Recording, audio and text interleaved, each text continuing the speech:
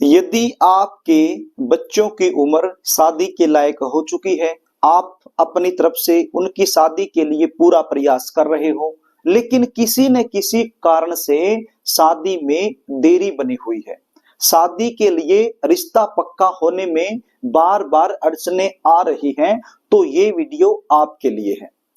3 नवंबर 2025 सोम प्रदोष व्रत के दिन किया गया एक छोटा सा उपाय करवा सकता है आपके बच्चों का विवाह।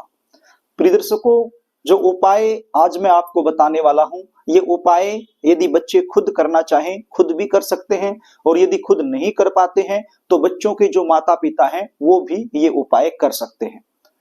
कई बार सिचुएशन क्या होती है, आपके जो बच्चे हैं चाहे वो लड़का हो या फिर लड़की हो, उनकी शादी के लिए रिश्ते तो बहुत सारे आएंगे, बातें भी कई जगह से चलेंगी, लेकिन सफलता तक नहीं पहुंच पाएंगी।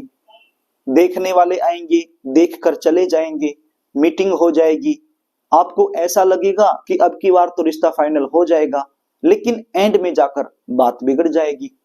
कुछ ऐसे रिश्ते आएंगे जो आपके लेवल के नहीं हैं, आपके बच्चे वहां करना नहीं चाहते हैं, तो सीधी सी बात है आप अपनी तरफ से मना करते रहोगे।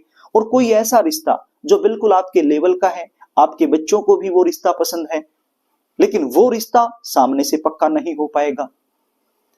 कई बार सिचुएशन ये भी होती है कि बच्चों की उम्र जब अधिक हो जाती है तो ऐसी सिचुएशन में रिश्ते आना भी बंद हो जाते हैं, जबकि आपके बच्चे दिखने में सुंदर हो सकते हैं, अच्छी खासी उनकी जॉब हो सकती है, या फिर अपना खुद का व्यवसाय हो सकता है, भगवान की कृपा से आपका बैकग्राउंड भी अच्छा हो सकता है। इतना कुछ होने के बावजूद भी शादी में लगातार विलंब बना रहता है।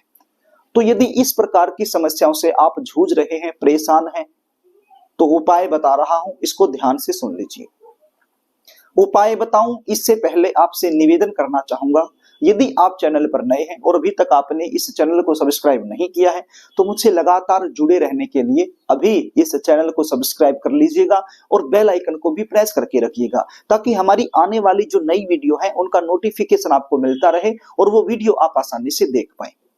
तो प्रिय दर्शकों, 3 नवंबर 2025 सोम प्रदोष व्रत के दिन ये उपाय आपने करना है।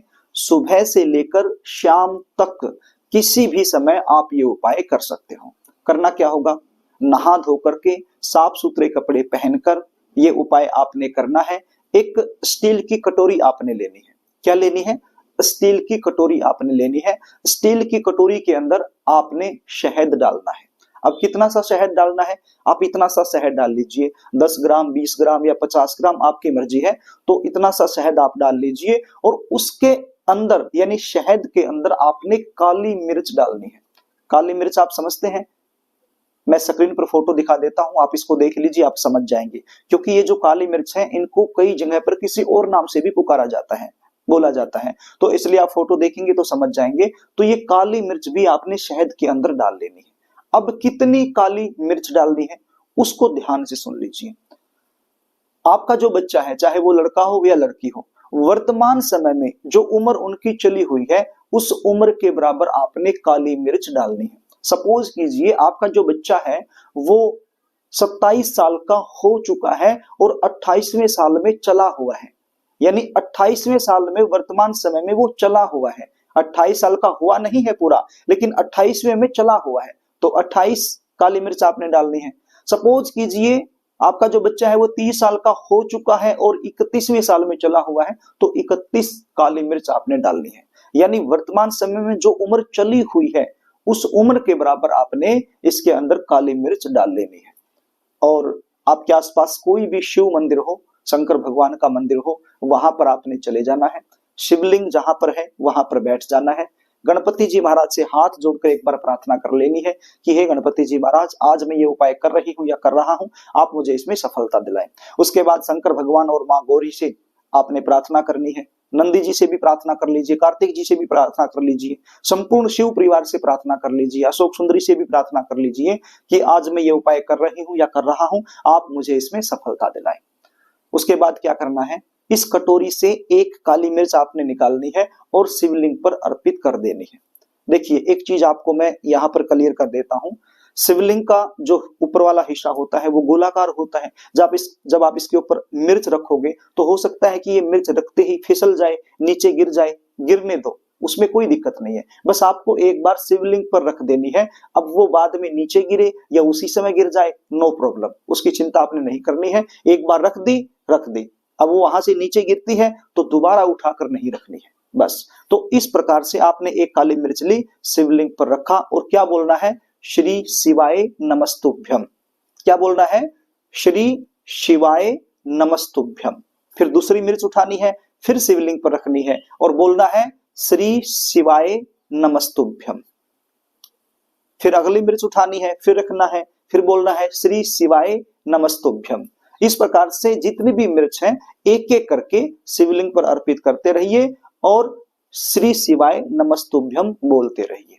सारी मिर्च आप शिवलिंग पर अर्पित कर दीजिए। उसके बाद कटोरी के अंदर थोड़ा सा शहद बचेगा तो वो शहद भी यानी हनी, तो वो शहद भी आपने शिवलिंग पर ही अर्पित कर देना है श्री शिवाय नमस्तुभ्यम बोलते हुए। और फिर एक बार हाथ जोड़ करके मां पार्वती और शंकर भगवान से प्रार्थना करनी है अपने बच्चों के शीघ्र विवाह होने के लिए, और यदि बच्चे आप खुद कर रहे हैं तो अपने शीघ्र विवाह होने के लिए। बस ये छोटा सा उपाय करना है। सोम प्रदोष यानी कि अपने आप में एक दुर्लभ योग होता है। सोमवार के दिन प्रदोष व्रत का आना अपने आप में एक दुर्लभ योग होता है। तो ऐसे दुर्लभ योग में ये छोटा सा उपाय आपके लिए चमत्कारी सिद्ध होगा। इस उपाय का रिजल्ट आपको 100% मिलेगा। तो इस प्रकार से ये उपाय आपने कर देना है। प्रिय दर्शकों, यदि आप जानना चाहते हैं बच्चों की शादी कब होगी, कौन से साल में होगी, कैसे परिवार में होगी, कौन सी दिशा में होगी, शादी के बाद का जीवन कैसा रहेगा, जीवन साथी कैसा मिलेगा, या फिर कुंडली मिलान करवाना चाहते हैं तो स्क्रीन पर दिए गए व्हाट्सएप नंबर के जरिए आप मुझसे संपर्क कर सकते हो और अपने बच्चों की जन्म कुंडली का साइंटिफिक तरीके से सटीक विश्लेषण करवाकर संपूर्ण जानकारी आप मुझसे प्राप्त कर सकते हो। जन्म कुंडली विश्लेषण की हमारी एक छोटी सी फीस होती है, वो फीस आपको पे करनी होती है, उसके बाद संपूर्ण जानकारी आपको दे दी जाती है।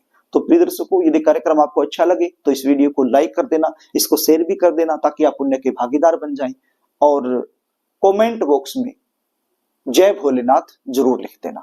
आज के लिए बस इतना ही, आगे फिर मिलेंगे, तब तक के लिए नमस्कार।